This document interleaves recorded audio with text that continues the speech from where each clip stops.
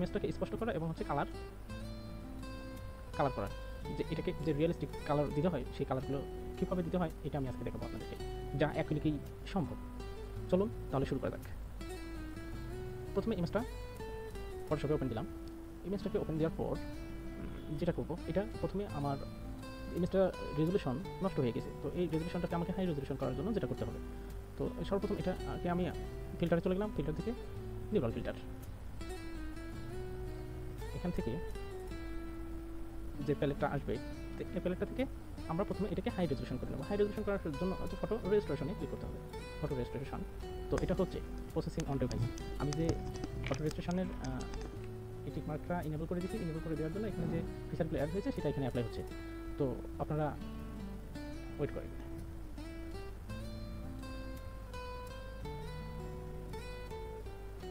লো resolution ছিল, এটা high resolution হয়ে গেছে। সেটা আমরা কীভাবে বিফোর আফটার করে দেখতে পারবো, তাই এখানে ক্লিক করলে বিফোর আগে যেরকম ছিল ইমেজটা এরকম দেখাবে, আর এখন যদি আমি আবার ক্লিক করি তখন ইনহ্যান্স হয়ে রেজলিউশন বেশি হয়ে ইমেজটা যত সুন্দর দেখা যায়, লো রেজলিউশনে ইমেজটাকে অত সুন্দর দেখা যায় না। তো আমরা এটাকে হাই রেজলিউশন করে নিলাম। এখানে এটা হচ্ছে ফটো ইনহ্যান্স, এটা যদি আমরা বাড়াই দিই এটা হচ্ছে পুরো ফটোটাকে ইনহ্যান্স করবে। আর যেটা এটা হচ্ছে আমাদের হচ্ছে ইনহ্যান্স ফেসটাকে ইনহ্যান্স করবে। তো আমাদের মোটামুটি এটা করা শেষ। ওকে, প্রসেসিং হওয়ার পর আমাদের এই রেজাল্ট এটা আসলো। তো আমরা এটাকে কারেন্ট লেয়ার রাখবো না, যেহেতু আমরা পরবর্তীতে আবার যেন আমরা এডিট করতে পারি, সেজন্য এটাকে আমরা স্মার্ট ফিল্টার রাখবো, রেখে ওকে করে দেবো। তো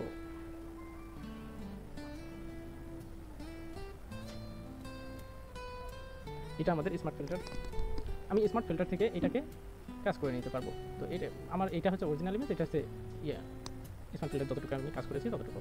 তো যেহেতু আমি অরিজিনাল ইমেজের মধ্যে করে ফেলছি তাহলে এটাকে আমি কপি করে নেওয়ার পর আমার যেহেতু ব্যাকগ্রাউন্ডটা আমি এখানে কপি করার পর এটা লেয়ার 1 হয়েছে, তো এটা মূলত ছিল ব্যাকগ্রাউন্ড লেয়ার। যদি কখনো যেহেতু অরিজিনাল ইমেজটার মধ্যেই আমরা কাজ করে ফেলছিলাম, এটা অরিজিনাল কপিটা, তার মানে অরিজিনালটার মধ্যে এরকম রেজলিউশন, তাহলে আমরা এটা হচ্ছে ব্যাকগ্রাউন্ড মানে মূল জায়গায় যাওয়ার জন্য কী করবো, কন্ট্রোল অল্টার শিফট ধরে ব্যাগে ছেড়ে দেবো। এই আর কি, আগে এরকম ছিল এখন এরকম। তো এটা আমরা কী করবো এরপর, এখন হচ্ছে যেগুলো হচ্ছে ময়লা আছে এগুলো আমি এর উপরে রিটাচ করে নেব। সেটার জন্য কী করবো, স্পট হিলিং লেয়ার ইউজ করবো।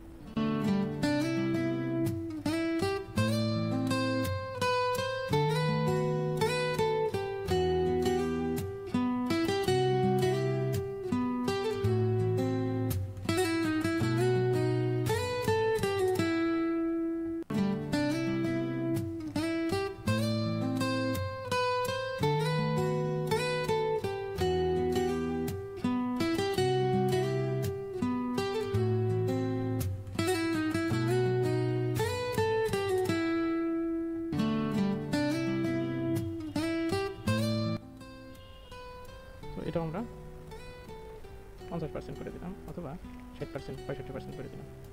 তো রিটাচ যেহেতু করতেছি, নতুন একটা লেয়ার নিয়ে এগুলো রিটাচ,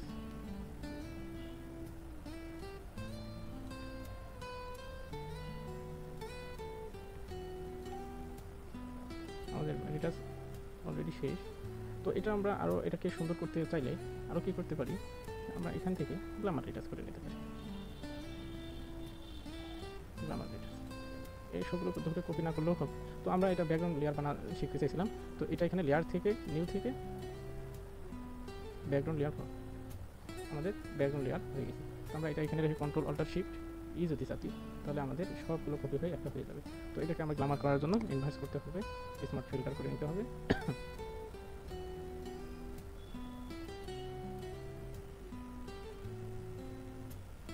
স্মার্ট অবজেক্ট, তারপর আমরা এটাকে ভিভেট লাইট করে নিয়েছি, তারপর আদার্স থেকে হাইপাস, যাতে একটু এটা সুন্দর দেখায় আর কি।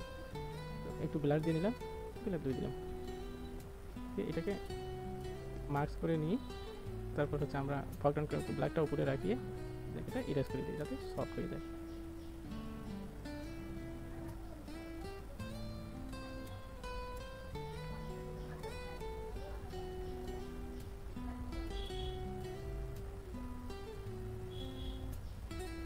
এটাকে সফট করে নিলাম, সফট করে নেওয়ার পর কন্ট্রোলটা শিফট ধরে চাপলাম, একটা লেয়ার করলাম। এখন হচ্ছে আমরা এটাকে রিয়েলিস্টিক যে একটা কালার আছে সেটা দেবো। এটা কীভাবে দিব, ফিল্টার থেকে ন্যাচারাল ফিল্টারে যাবো, নিউরাল ফিল্টার থেকে যে আমাদের সামনে ইন্টারফেসটা চলে আসবে, আমরা এখান থেকে কালারাইজ যে অপশন আছে এটাকে ওপেন করে দেবো। অ্যাপ্লাই হচ্ছে প্রসেসিং অন ডিভাইস, ডিভাইসটা ওপেন হচ্ছে। তো আমাদের এখান থেকে আরও কিছু করতে পারি। এখান থেকে যেহেতু আমাদের একটু মনে হচ্ছে যে বেশি ইয়ে হয়ে গেছে, রেটটা বেশি হয়ে গেছে, তো আমরা একটু কমাই দিতে পারি। একটু কমাই দিলাম, কমাই দিলে এটা বেশি হয়ে গেছে। তো 7 না দিয়ে আমরা 2 দিলাম কমাই, এখানে 1 কমাই দিই। ওকে, তো এখন হচ্ছে আমাদের এই টোটাল হচ্ছে এটা হলো। তো আমরা